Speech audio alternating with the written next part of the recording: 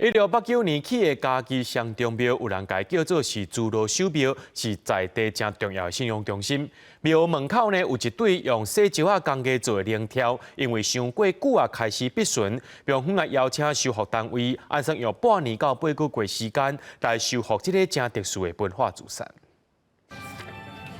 在法师的传领之下，庙方人员在进行龙条架神的仪式。伫嘉义市开基有335档历史的上中庙，庙门头前这对挖石仔的龙条，因为久啊有损害的状况，所以准备要进行修复。因为伊伫差不多80档以前，伊的制作方式就是足特别的，就是用阮的这个挖石仔，但是伊也知影挖石仔一般拢是咧做阮的涂骹，做阮的迄个壁啊，还是楼梯，但是要做到遮幼的，我讲真诶，伫台湾足歹看到啊。除了龙条以外，庙门顶面的门神嘛有彩绘落插门帮必顺的状况。庙方为了要修理这物件，就用龙条的花草设计龙年平安符，希望透过民间的力量，物主来修复这物件。修复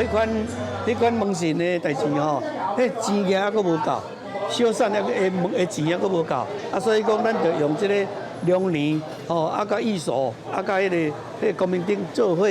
合并，啊，做伙来，